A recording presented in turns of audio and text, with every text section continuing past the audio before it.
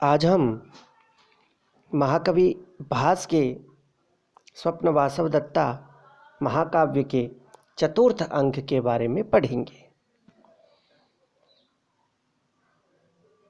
पूर्ववर्ती तीनों अंकों में हमें यह पता चला कि वत्सराज उदयन का विवाह पुनः विवाह राजकुमारी पद्मावती के साथ संपन्न होने जा रहा है। इस बात का जब महारानी वासवदत्ता को पता लगता है तो वो अत्यंत व्यथित और दुखी हो जाती हैं। दुखी और व्यथित महारानी वासवदत्ता प्रमदवन नामक उपवन में अपने मन को बहलाने के लिए जाती हैं, किंतु वहाँ भी उन्हें उच्चाटन ही प्राप्त होता है।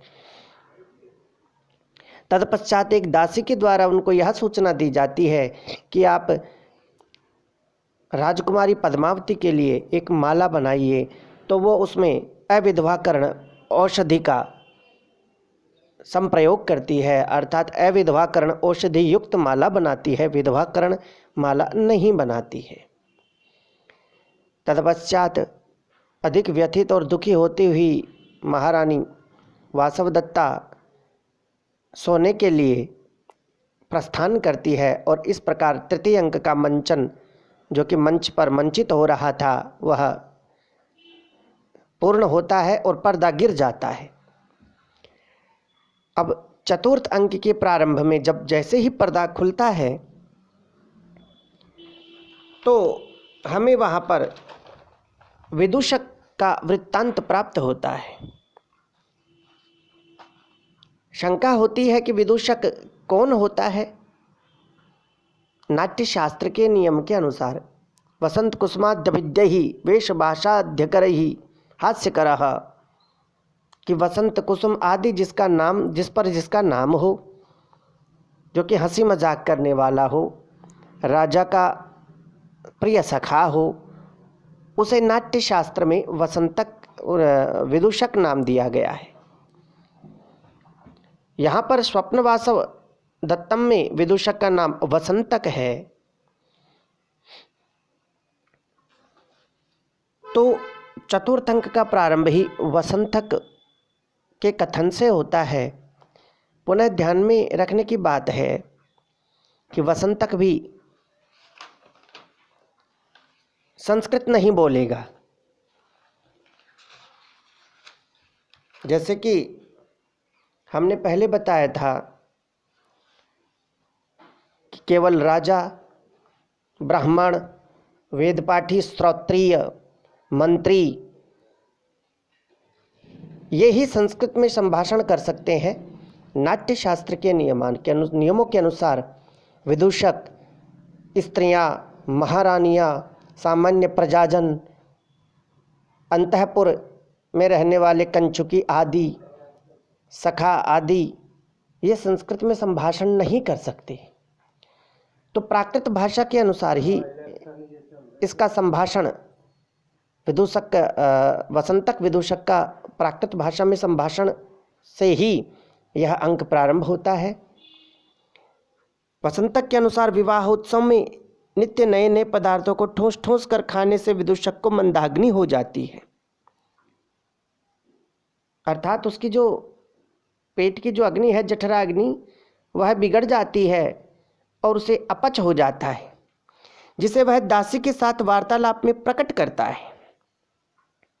अनंतर पद्मावती वासवदत्ता और एक दासी के साथ प्रमदवन में पुनः आ जाती है।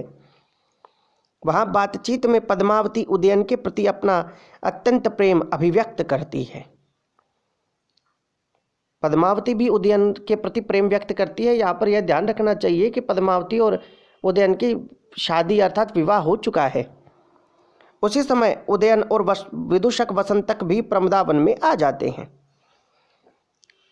पद्मावती वासवदत्ता का ख्याल करके यानी विचार करके अपने पति से नहीं मिलना चाहती, इसलिए सभी लता कुंजों में छिप जाती हैं, क्योंकि पूर्व में स्त्रियां अपने पति के समक्ष नहीं आया करती थी। सार्वजनिक स्थानों पर या सार्वजनिक उपक्रम पर पत्नियां पति के साथ रहने में लज्जित महसूस किया करती थी।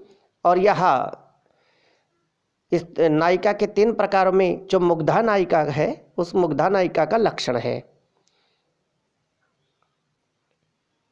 उदयन और वसंतक भी धूप से बचते हुए लता कुंज में जाना चाहते हैं, किंतु उसी समय एक दासी कुंज की प्रधान लता को इतनी जोर से हिला देती है कि उस पर बैठे हुए सभी भंवरे उड़ने लगते हैं, जिसके डर से वे दोनों कुंज में न जाकर वहीं पास में स्थित शिलाखंड पर बैठ जाते हैं।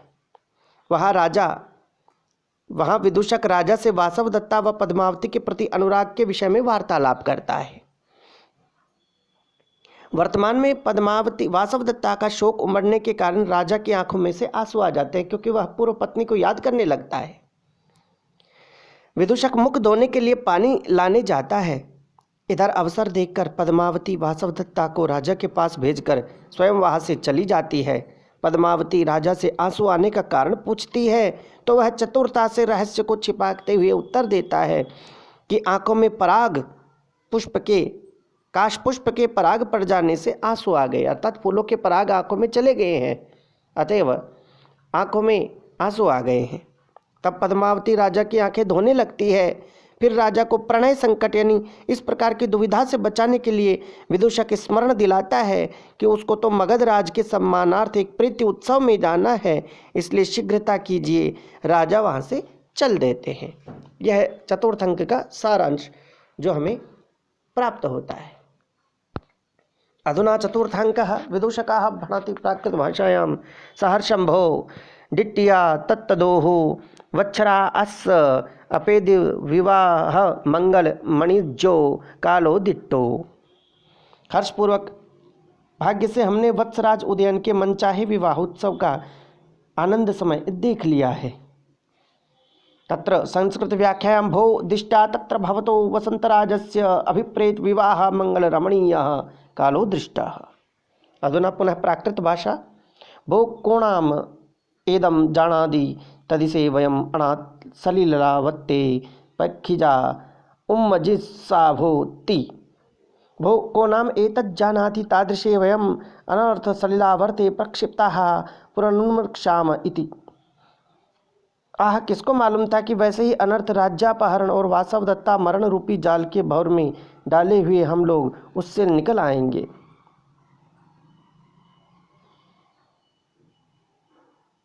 इक्खुक महंतो देशो मम आहारो सुट्ठु न परिणमदि सुपुच्छ दणाये संयाये निदम न लभामि जह वासदो निदम अभिदो व्य वत्तदिति पेक्षामि भो सुनाम अभि अपरिभूतम अकल्लवत्तम च। इस समय तो मैं राजमहल में रहता हूँ, रनिवास की बावड़ियों में नहाता हूँ, स्वभावतः मधुर और मुलायम लड्डू आदि पदार्थों को खाता हूँ। इस तरह मैं केवल अप्सराओं के सहवास से रहित स्वर्ग का सुख लूट रहा हूँ। केवल यहाँ पर अप्सराएं नहीं है और सारी सुख यहाँ पर उपलब्ध है, ऐसा वसंतक बोलता है। हाँ, एक बड़ा भारी दोष है, मुझे खाना ठीक से हजम नहीं होता, जिसके कारण अच्छे बिछोने वाली शैया पर नींद नहीं आती। मालूम पड़ता है कि वात रक्त के रोग से मैं बिल्कुल आक्रांत हो गया हूँ। अजी वह सुख नहीं माना जाता जो रोग से आक्रांत हो गया हो, जिसमें कलेवा ना मिले। यहाँ पर एक महत्वपूर्ण पंक्ति उद्धृत है कि भो सुखम नाम अपरिभूत कल्यवर्तम च। सुख किसे कहते हैं? वसंतक के अनुसार जिसमें कि बहुत अधिक आहार और कलेवा उपलब्ध हो, वह सुख कहा जाता है, ऐसा वसंतक कहते हैं। इस प्रकार विदूषक अनेन प्रकारेण विदूषकस्य वार्तालापेन एव चतुर्थांकस्य प्रारंभो भवति।